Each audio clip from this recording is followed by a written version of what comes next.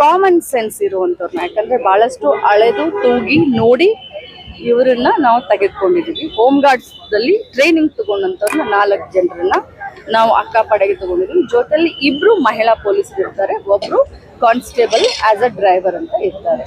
Total ಆಗಿ 7 ಸಿಬ್ಬಂದಿಗಳು ಒಂದು ಗಾಡಿಯಲ್ಲಿ ಇರ್ತಾರೆ. ಚೆನ್ನಮ್ಮ ಪಡೆ ಇತ್ತು, ಅದಕ್ಕೆ ವ್ಯತ್ಯಾಸ ಇದೆ, ಅದು ಸೇಮ್ ನೋಡಿ. ಚೆನ್ನಮ್ಮ ಪಡೆ ಅಂತ ಒಂದ್ ಕಡೆ ಇತ್ತು, ಓಬವ್ವ ಪಡೆ ಅಂತ ಒಂದ್ ಕಡೆ ಇತ್ತು, ಬೇರೆ ಬೇರೆ ಬೇರೆ ಬೇರೆ ಹೆಸರಿತ್ತು.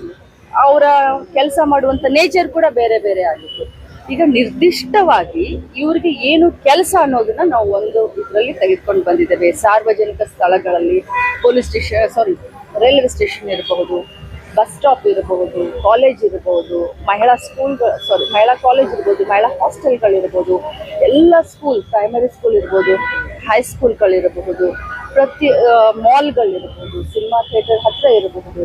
ಸೊ ಪ್ರತಿಯೊಂದು ಕಡೆನೂ ಕೂಡ ಅಕ್ಕಪಡೆ ಓಡಾಡುತ್ತೆ.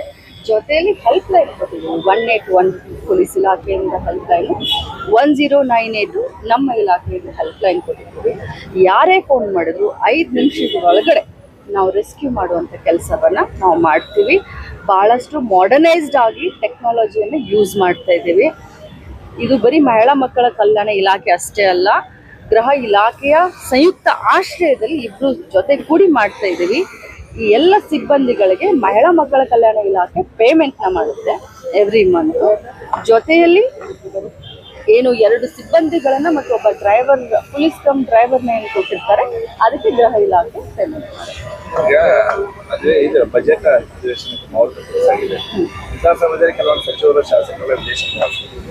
ಇಲ್ಲ, ಯಾರು ವಿದೇಶ ಪ್ರವಾಸ ಮಾಡೋದು ನನ್ನ ಗಮನಕ್ಕಂತೂ ಇವತ್ತಿಂದ ಪ್ರವಾಸ ಮಾಡ್ತಾ ಇದ್ದಾರೆ. 30 ಜನ ಶಾಸಕರು, 6 ಜನ MLCಗಳು ಹೋಗ್ತಾ ಇದ್ದಾರೆ.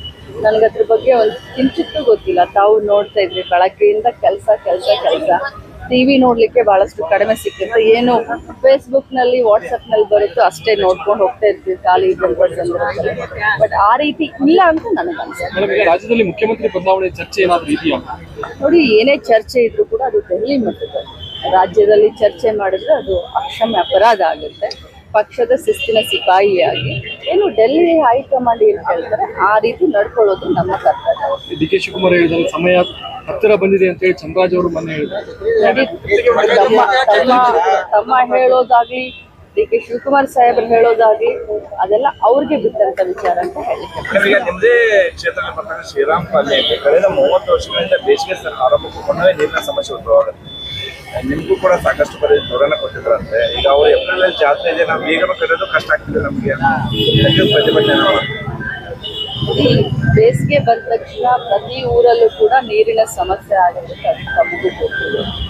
9 ತಿಂಗಳು ಬೆಳಗಾವಿಯಲ್ಲಿ ಮಳೆ ಆದರೂ ಕೂಡ ಕುಡಿಯೋ ನೀರಿಗೆ ಬರ ಅನ್ನೋದು ನಿಮಗೂ ಗೊತ್ತಿದೆ, ಅದು ನಮಗೂ ಗೊತ್ತಿದೆ.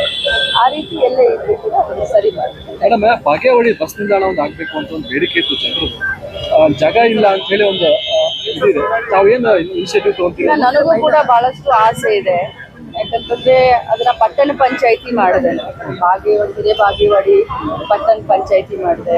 ಇನ್ನು ಬೆಳಗಾವಿ ತಾಲೂಕಾ ಕೂಡ ಇನ್ಮೇಲೆ ಬೆಳಗಾವಿ ಗ್ರಾಮೀಣ ತಾಲೂಕಾ ಅಂತ ಅದನ್ನು ಪ್ರಪೋಸಲ್ ಕಳಿಸಿದ್ರೆ ಅದು ಕೂಡ ಆದಷ್ಟು ಬೇಗ ಅದು ಕೂಡ ಕ್ಲಿಯರ್ ಆಗಿದೆ. ನೀವು ಹೇಳಿದ ಹಾಗೆ ಬಾಗೇವಾಡಿಗೆ ಅತ್ಯಂತ ಅವಶ್ಯಕತೆ ಇರೋದು ಬಸ್ ಸ್ಟ್ಯಾಂಡ್. ಅಲ್ಲಿ ಬೆಲೆ ಗಗನಕ್ಕೇರಿದೆ. ನಾನೇ ಸ್ವಂತ ದುಡ್ಡನ್ನ ಕೊಟ್ಟು ಖರೀದಿ ಮಾಡಿ 1 ಎಕರೆ ಜಮೀನಲ್ಲಿ ಮಾಡೋಣ ಅಂತ ಅಂದ್ರೂ ಕೂಡ ಬೆಲೆ ಗಗನಕ್ಕೇರಿದೆ. ಮಾತುಕತೆ ಶುರು ಇದೆ, ನೋಡೋಣ. ಇದೇ ಬಾಗೇವಾಡಿ ಕೇಂದ್ರವಾಗಿ ಇಟ್ಕೊಂಡೆ ತಾಲೂಕು ಮಾಡೋದು ಪ್ರಸ್ತಾವನೆ ಬೆಳಗಾವಿ ಗ್ರಾಮೀಣ ತಾಲೂಕು ಅಂತ ಮಾಡ್ತೀವಿ. ಆ ಕೇಂದ್ರ ಈ ಕೇಂದ್ರ ಹೆಡ್ ಕ್ವಾರ್ಟರ್ಸ್ ಬೆಳಗಾವಿ ಇದ್ರೆ ಅನುಕೂಲ ಅನ್ನೋದು ನನ್ನ